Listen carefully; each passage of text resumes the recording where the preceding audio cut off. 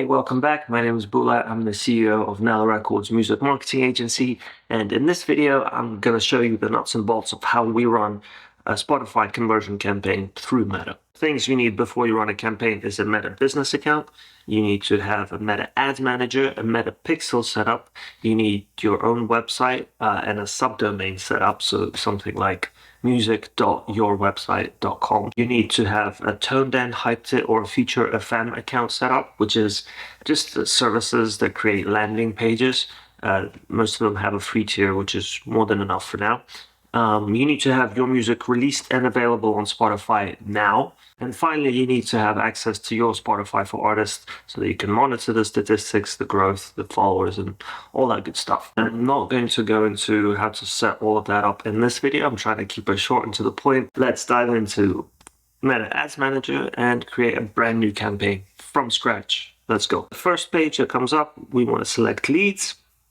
And then this second one, we want to do a manual leads campaign because we know better than Meta, right? That's all you need to do on this very first page. I mean, give a campaign name. Let's just call it Awesome Release Number 1. Now we dive into the ad set level. First thing, you want to make sure the conversion happens on your website. And then performance goal, maximize number of conversions. Select the pixel. Conversion event that we want is the view content. Don't worry about cost per result goal.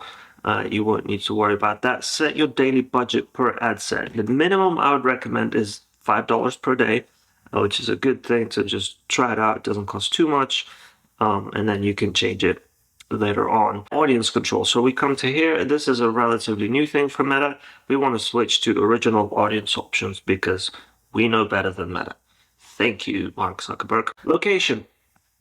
So this is very, very important. We only target first world richer countries, or tier 1 countries as they're called, which is United States, Canada, UK, Australia, New Zealand, Western Europe, and English-speaking countries, basically. Age, we want to cap this at like 45 if you're doing like an indie rock band.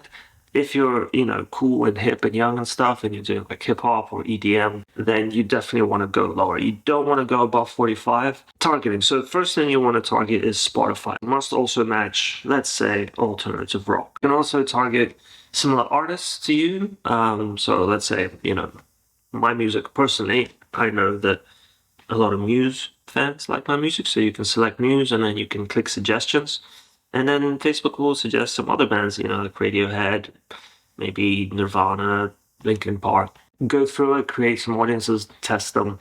The more you test, the better idea you'll have of who actually enjoys your music, and that'll be useful for you in the future. Placements. So again, we know better than Facebook.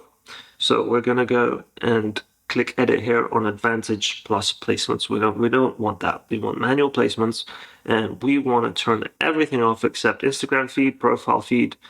We want to get rid of all of this. We don't want Facebook stories or Facebook Reels to start with, just Instagram Reels and stories, and definitely turn these ones off here. Now we get onto the ad level. So this is where we edit the actual ad that people are going to see on their phones or their laptop. You want to make sure this multi-advertiser ads is off, even though Facebook recommends it, but come on, we know better. And then you click onto add media and you add your video. So I make, things like this.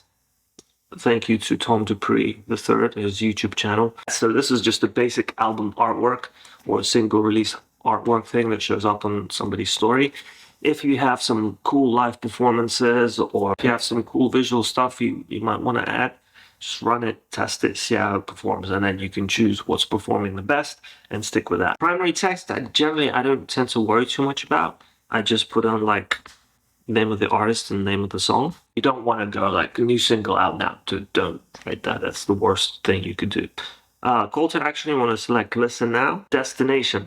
Right, so this is ToneDen. This is what a landing page looks like. So we're going to take this Instagram traffic and we're going to send them to this page where they have to click the Spotify button, and that will take them to my Spotify profile. So you type in the URL where you want to send people, make sure it's working, make sure that your pixel here is selected. Offline events you don't really have to bother with. And that's pretty much it. And then what you want to do is you want to quickly duplicate this and all you have to change is then just the name of it so you can remember what you're testing, edit media, change the video, and upload, the chorus one version of this, right? So then you test chorus, verse, intro, and see which one performs the best. So that's pretty much it. It's quite a complicated process, but definitely something you can get your head around.